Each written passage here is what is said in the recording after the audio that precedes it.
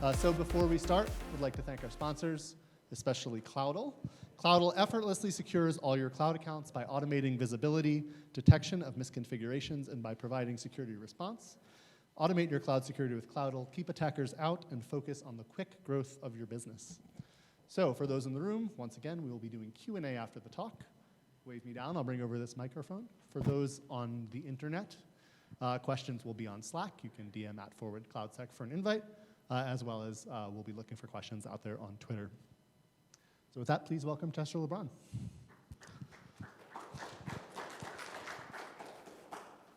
All right, but before I get started, I just want to thank the Forward CloudSec team for picking my talk.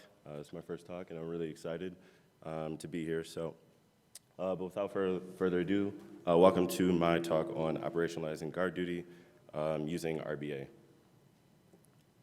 So, I'm from Milwaukee, Wisconsin. I work for a company called Northwestern Mutual as a senior cybersecurity engineer on our threat detection and response team.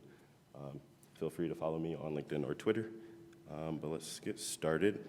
I do have a few disclaimers. The first one is this is all example data, primarily access key-based findings. So you can definitely use this for instance-based and S3 findings, using this as a foundation, but I limited that for brevity of the presentation. And by no means is this like a end-all be-all. I highly recommend you setting up custom detections in CloudTrail or however you see fit. So the agenda, we're going to talk about some prereqs for everything that I'm going to talk about, kind of how it started for us, and then the tuning efforts, and then walking through like the re-architecting that I did, and then some examples, and then kind of how that bared out as far as like the numbers, and then what future ideas you could have. So this talk does assume that you know what AWS Guard Duty is, but in case you don't, here you go. It is a threat detection service, largely anomaly-based, looking over a number of data sources. You can definitely find out more here, but I'm going to keep it moving. So one of the prereqs for us, definitely ingesting these logs via Splunk. So a lot of what I'm talking about is going to be how to do this via Splunk, but you can definitely do this, in your own company if you don't use Splunk. There's going to be a number of lookup tables that we're talking about that are pretty key to the risk-based assignments and just for enrichment. So two that I want to call out is the API matrix. So this is kind of where you go through per service. I highly recommend starting with IAM, being how important it is, but just going through kind of one by one and ranking them low, medium, high based on how important you believe they are. I would recommend taking an approach from, does this API give you sensitive data, credentials, et cetera, and just go from it from that perspective. The other lookup that I would call out ahead of time is an asset lookup, basically for applications. So this is going to have like a unique identifier per application, and I'll dive into that a little bit later. The other piece, having a relationship with your app teams, because you're probably going to have to work with them if you're doing some investigation in AWS or whatever cloud. So having that relationship is definitely very helpful, and time, because we have so much of it. So basically how it got started for us, or a little bit before I started at the company, somebody decided to turn on Guard Duty, and this was a live look at what happened without any tuning. Yeah, so that's kind of how it worked out. So like at a certain point, there was like so much volume and false positives. We're kind of trying to figure out what the best, way forward was. So starting with like just alerting on mediums and highs, which probably is similar to other companies out there. Tuning out cities that we operate in, certain roles and actions, tuning out describe, list, and get calls. Don't recommend doing that, but even splitting up the finding types. So, all of that resulted in some noise reduction, but ultimately, still wasn't really enough. So fast forward to starting of the journey, kind of reached out to AWS, and they were, at the time, I think it was a few years ago, they were like, oh, go to reInvent, there's going to be a talk, and they're going to talk about auto-archiving. I was like, great. So sat down with the team, and they kind of explained what it was. The one thing that I didn't like was that you kind of lose the findings. Like if you create an auto-archiving rule, it kind of evaporates. I don't know if that's changed since then, but at the time, that was kind of a no-go. We want to ingest the finding. We just, want to figure out how to manage it better. So took that off of the table. The next thing was to map all the things to MITRE, because, why not? And then just alert on multiple techniques or tactics. That was a little helpful, but not helpful enough. The next thing was saw a talk at .conf, which is a Splunk conference, on RBA. So with that, one of the paths was to assign, a score per finding, and then, alert after a certain threshold, right? The other path, which is, as you can see from the meme, was the direction we decided to go in, which was taking path one, but also like adding in like modifiers for criteria that you point out, and then alerting on a certain threshold. So this is taken directly from that talk, with the only caveat being that we're not going to use the fidelity piece. That's where the modifiers are going to come in. So you're going to have your base score, and then you're going to have the modifiers, and then your criticality, which is basically going to be what environment is this occurring in, a development or production account, and then you kind of go from there, and I'll talk about that in a bit. So another very important piece of this are the lookups. So as I mentioned, they're for enrichment, but they're also for the logic of the risk assignment. So I'm going to just step through each one of these that you may be able to use. The first one being the MITRE mappings to all of the Guard Duty findings, right? So this is the only data that you need is a list of the findings, and then your mapping to the cloud MITRE framework. Some things don't map all the way just to the cloud MITRE framework, just a FYI, so you might be mapping to the enterprise, but doesn't really matter. So the next one is, right, you need to know where all your accounts are and kind of, the owner, the environment type, also the application number, which again, I'll talk about for one of the later lookups. But this is a great way for whoever's responding to this to have that information and know who they can reach out to. Next piece is the VPC Inventory.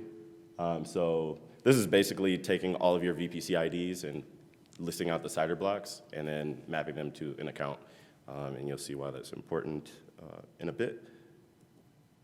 And then this lookup, so these last two lookups were actually technically lookup definitions.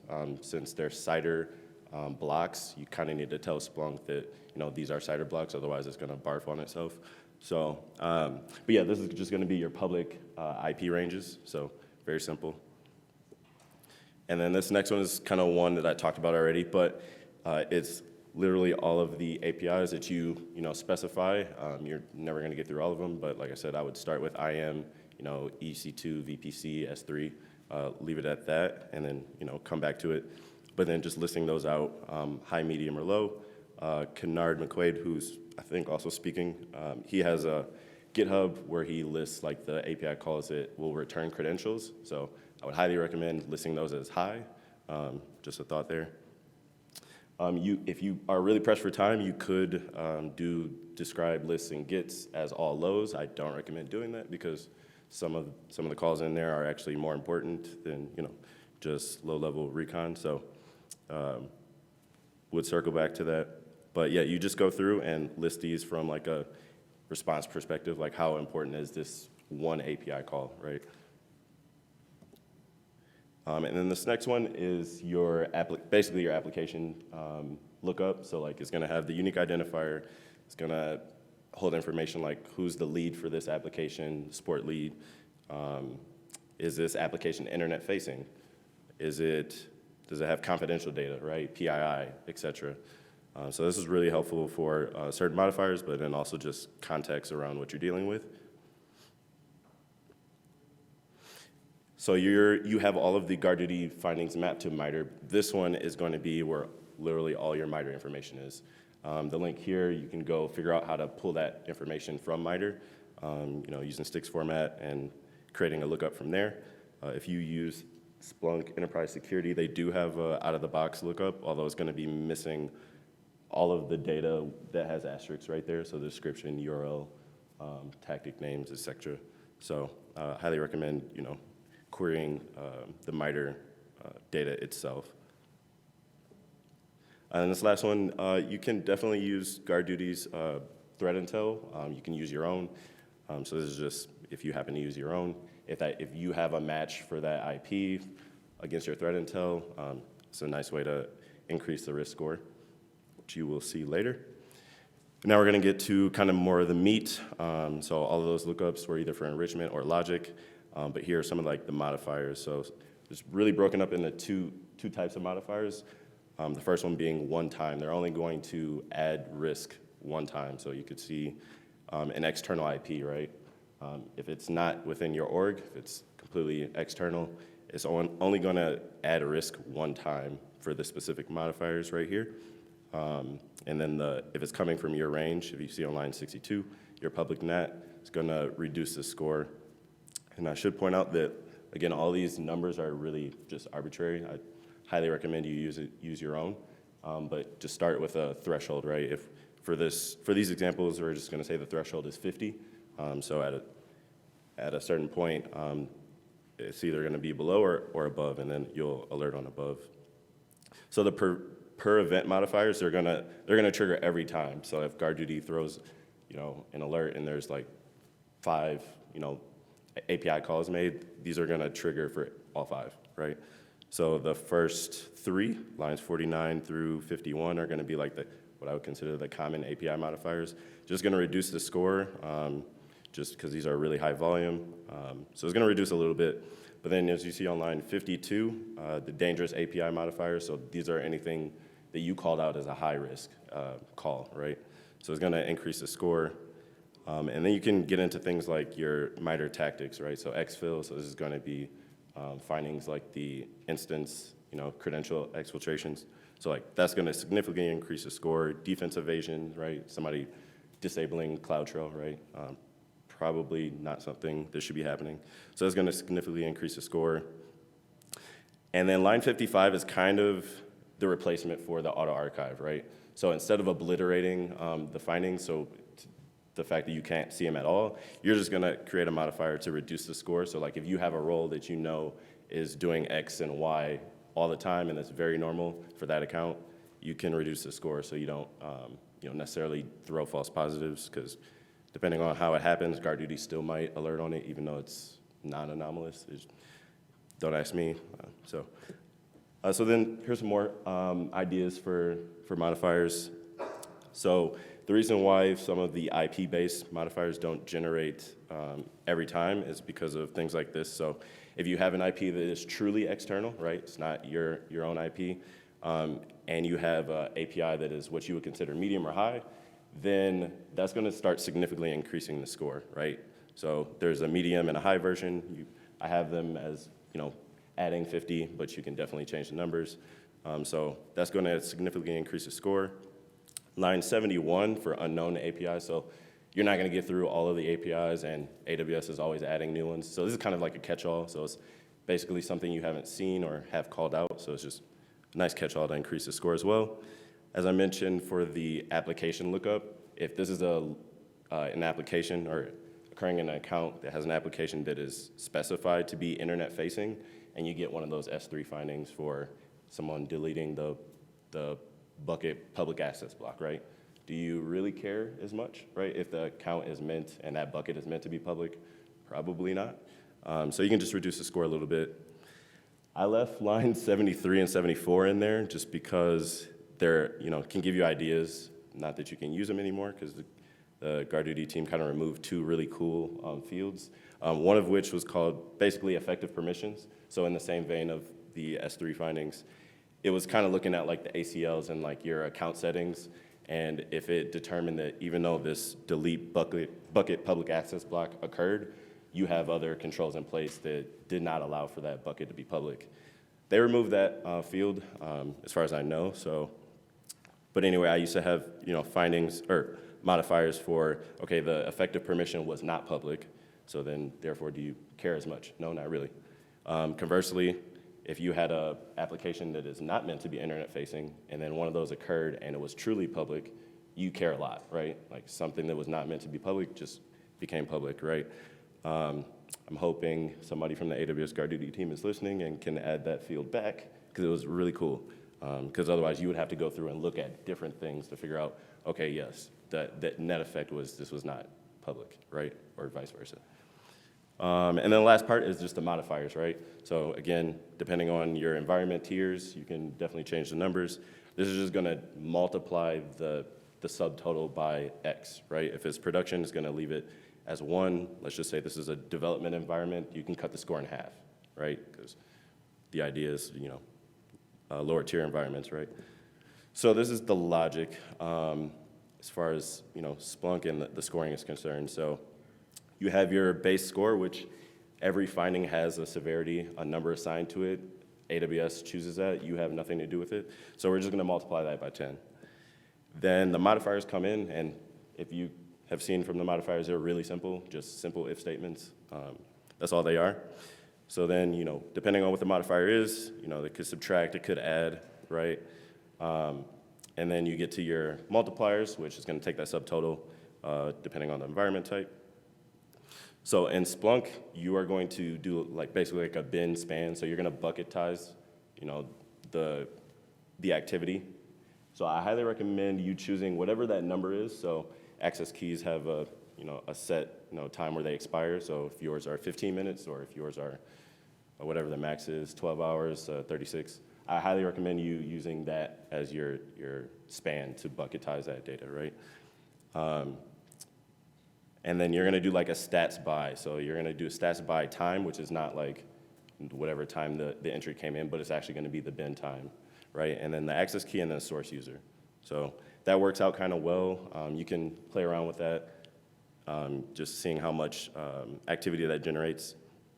But then you're gonna run the alert over, you can run it over 24 hours. You can do something similar to your access key expiration. And then you're kind of gonna wanna run this a lot. Like a cron job does very often, right? Guard Duty spits out findings like every 15 minutes or so. So highly recommend doing something very close like that. And then you're gonna start out with whatever threshold you want, and that's probably gonna be a sliding scale. It just depends on your risk tolerance, so to speak. So you definitely play around with that. But we're gonna take a look at what I would consider a benign example. So Bob, coming from his company's IP, triggered the discovery finding a few times for a list tag for resources and describe images in a production account. So how the scoring would break down, we're just gonna take that low severity finding that happened twice and multiply it by 10, get 40. So the external IP modifier might generate if it's your public NAT IP, but then you have that lookup that's also gonna get checked. So then it's gonna see that, yes, that's an IP that belongs to your company and reduce the score a little bit. So the net effect is only like 10. And then you have common API modifiers, right? So for the list and the describe calls. So that's gonna significantly reduce your score. So in this scenario, you definitely aren't gonna be alerting if your threshold is 50. Again, these are just kind of made up numbers to help you understand it. But now we're gonna get to something more suspicious. So same user, Bob, in the dev environment, triggered the discovery finding as well, but also like a persistence finding. And he's coming from a different IP, right? Some charter IP. And the two calls that were called out by Guard Duty were get caller identity and create user.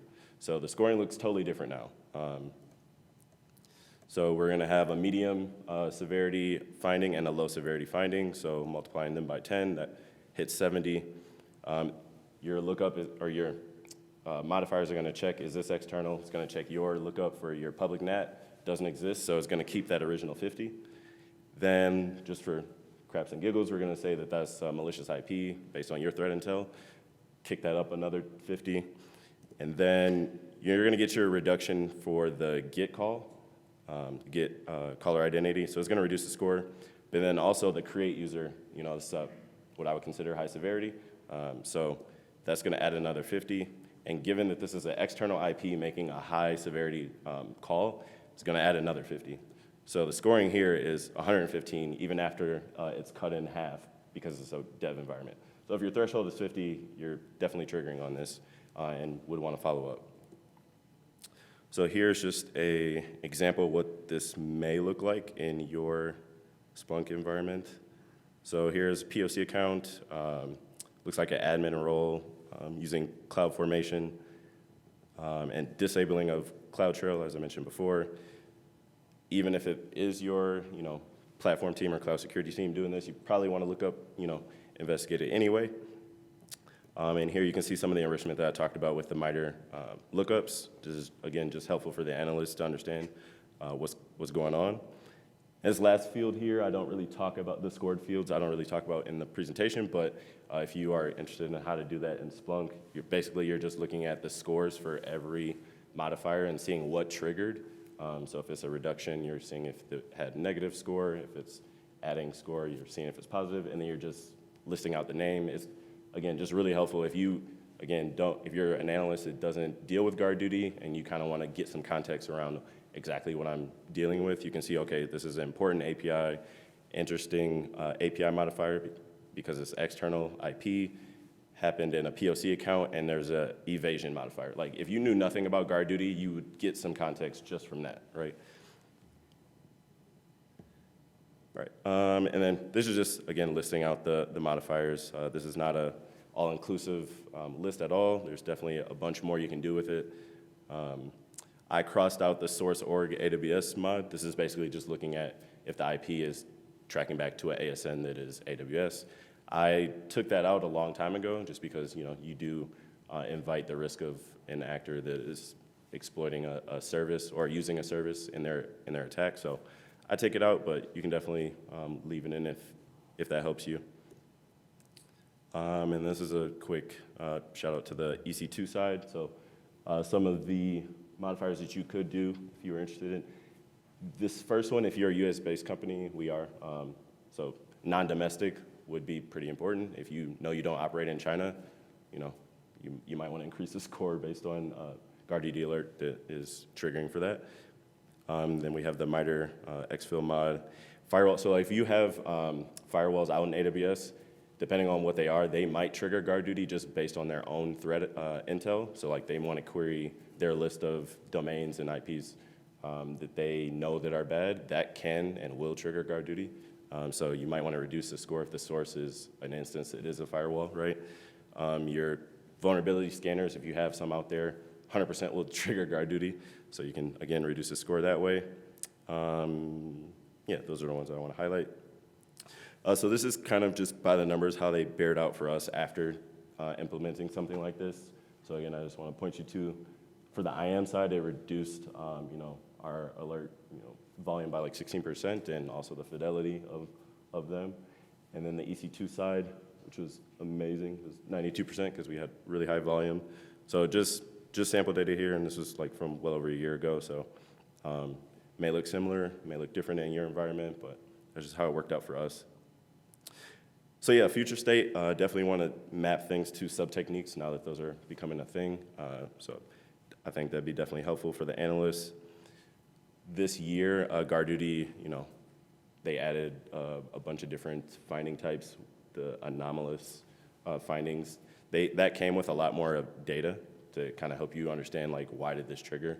So I kind of want to take use of, two in particular, the unusual user identity, which is basically saying this user, or me, assuming this role, whatever, that's unusual. That's either true or false, so that could help bump up the score a little bit. And then they also have like an anomalous API, so like not necessarily the one that triggered the alert, but like other APIs that were anomalous that may not have taken it, Guard Duty to say, oh, okay, let's throw this alert, but they're definitely contextual, so definitely want to take advantage of querying those against the API matrix. And then user agent can be helpful in increasing the score, looking for specific ones. Yeah, so doing all of this definitely helped us revive Guard Duty in our environment, so hopefully it helps you. Thank you. Definitely use the feedback link. I think that's helpful for us and for the Forward CloudSec team.